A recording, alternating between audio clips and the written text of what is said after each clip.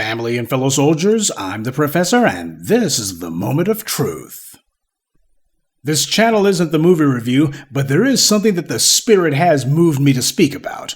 Tron Aries. I haven't seen it, and from the looks of things, nobody else has either. And the reason that I made it the subject of this morning's briefing is because I haven't been able to escape the ads on seemingly every website.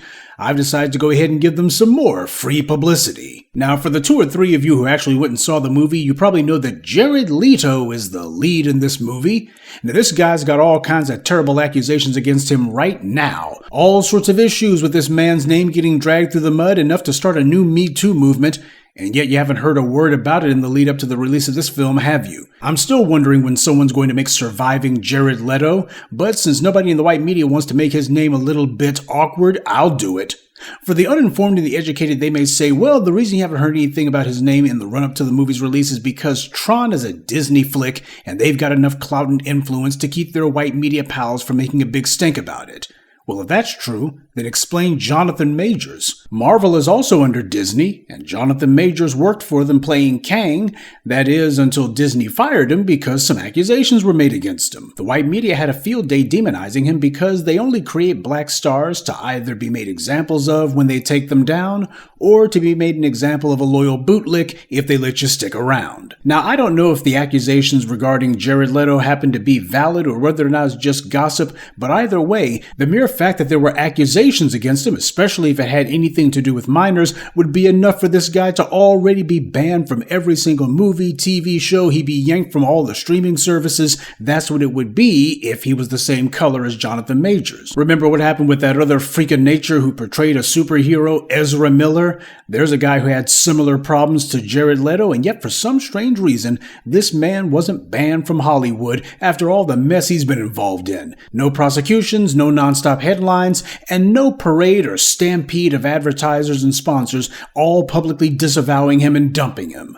The big story about this Tron movie's release this weekend should be the utter scandal and how shameful it is that Jared Leto is the headliner for such a huge movie and that nobody's protesting him and that Hollywood's protecting all of these deviants and all of these abusers.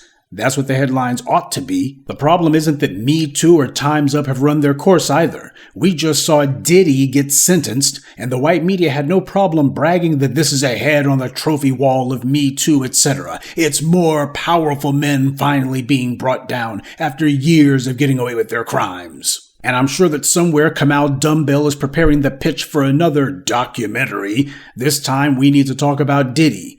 And because of the fact that Showtime is owned by the Ellisons now, the parent company of CBS, I'll bet that Barry Weiss would probably be the main person to produce something like that. And it's important that we make sure to remind people of things like this, because whenever they're attacking people like Diddy or Bill Cosby or what have you, they're not doing it because these guys are rich or because these guys are famous. They're doing it because it's part of how the white media keeps up the nonstop drumbeat of black people bad, black people are always particularly egregiously wrong, and here's some examples of it. Oh, you know how these Negroes are. It's all about manufacturing the lie that black people are the face of fill in the blank, whatever is negative. So now that Jared Leto has had yet another box office bomb, he seems to have a nonstop string of them. I want to see headlines saying that Jared Leto is washed up, finished, and that only a stupid studio executive would give him the green light on anything. And I'd also like to see the professional activist class, the ones who are always ready to make a 3-ring circus out of anything involving black people under scandal, go ahead and say that Bob Iger needs to be thrown out of Disney. But then again, when Jared Leto made another comic book movie bomb, Morbius, nobody said that the likes of Amy Pascal needed to be thrown out of Sony. Nobody ever called into question whether or not any of those white executives ought to keep their jobs because they have people like Jared Leto on the payroll despite his various scandals and accusations against him. They're not going out of their way to connect his name to scandal at all. Nobody's saying that his movies keep bombing because the young moviegoers who the studios want to reach are disgusted by him. That he needs to go on an apology tour. Of course not. Robin Roberts won't be doing any interviews with him on this, and neither will Gail Williams, and they certainly won't be going after any of his co-stars or interrogating people who have worked with him in the past like they did after Kobe Bryant died. That's one of the things I simply cannot stand about the sorry Negroes who are always ready to say, well, just because these white offenders don't go to jail and don't have their careers ended, does that make R. Kelly right? Listen up, stupid. When the likes of Harvey Weinstein and others are allowed to prey on black women with impunity, when a number of these creeps are allowed to violate and even kill black women and the law doesn't touch them, you're a fool if you try to act as if all you gotta do is put R. Kelly in jail and black women are safe. R. Kelly didn't get prosecuted and sent to prison because of any alleged actions that he did against black women. The only reason that he's in a cell this morning is because of the fact that the white media, they need to change the headlines. Because you had all of these white media executives who were getting dragged, and rightly so, finally getting called out, finally getting exposed. And since they're the ones who control what people's eyeballs see for the most part, they decided, okay, we're going to go ahead and start putting nothing but black faces up there. These kind of things are not about public safety. It's all about maintaining a certain status quo. And if that doesn't matter to you, then what you're really saying is you're much more interested in pursuing respectability politics than you are justice. There is no honor or intelligence in deciding to go along with the idea of rules for me, but not for thee. The white media and these activists in these studios, they could care less about whether or not Diddy or Bill Cosby or R. Kelly did anything to anyone. These guys were all nothing more than pawns to be moved around for the benefit of the dominant society. It was all about whitewashing their image at the expense of ours. So yes, after having a non-stop tsunami of Tron Aries propaganda and ads being pushed at me for months on end, I'm disgusted every time that I see it. There is no reason whatsoever that a number of these publications shouldn't have decided that, hey, Jared Leto's got to get the treatment. Nobody wants to talk to any of his accusers or alleged victims, and nobody's talking about him in terms of he's already guilty. The only way that they allow for a white person of note to have their career ended is if there's a successful prosecution. Aside from that, all accusations are simply allowed to fall down the memory hole, never to be mentioned again. Just ask Rob Lowe about that one if you doubt me. And another thing about Mars Aries, it has a white cast, and it tanked. The likes of Ben Shapiro love to say that movies with black leads just don't make money, but Sinners proved that lie wrong. I guess that's why the professional phony victims at the Daily Wire didn't even dare to review the movie, because then they would have had to admit that that movie's success disproved all their BS talking points again. It's like I've always told you, when your enemy's arguments have all been totally defeated, they're not going to admit it, and you shouldn't look for that. Don't expect the ideologically defeated to give you a confession. Instead, you'll know they've been beaten by the sound of their silence, when even they know that they've proven themselves dead wrong, and to keep talking, even to offer a feeble defense, would only make things worse for themselves. What they'll do instead is to just slither off somewhere and wait to see if another argument comes up that they actually can win. But I'm sure that the white media's morning news shows are going to be giving a recap of what was going on at the box office. But what they won't be talking about is the fact that Jared Leto is indeed wrapped in scandal, and that they're not going to be mentioning. It won't even be treated as an afterthought.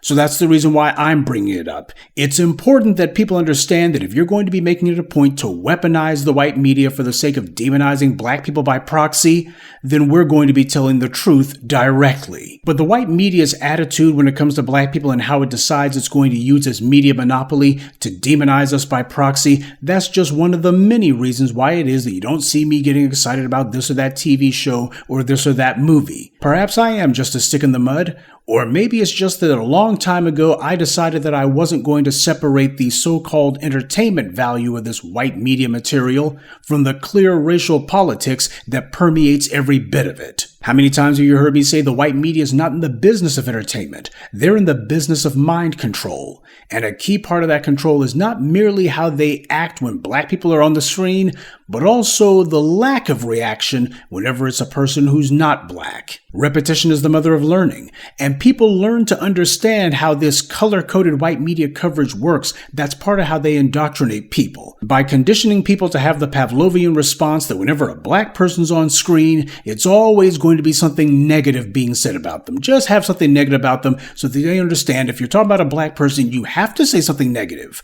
On the other hand, if it's a non-black person, well, you don't need to say anything negative, or at the very least, you need to overlook it unless they decide that they're going to pick it up and talk about it. So no, we're not giving Jared Leto a pass or any of these other prominent white figures. They also have to have the public reminded of all the things that are being said against them. And if it's wrong to be bringing up these things against Jared Leto when there hasn't been any sort of trial, much less a conviction, then why wasn't it wrong for the white media to destroy Nate Parker's career by bringing up all kinds of accusations against him that he had already disproven in court? But this isn't about sexual propriety. They made a hero out of Roman Polanski after he raped and sodomized a child. So that being the case, this is the morality of the white media. It has nothing to do with morals. It has everything to do with social conditioning. That if you're black, you're always going to be walking on eggshells in the middle of a live minefield. And so much as one wrong step, one wrong breath even, and that's the end of you. Doesn't matter if you really did anything wrong or not.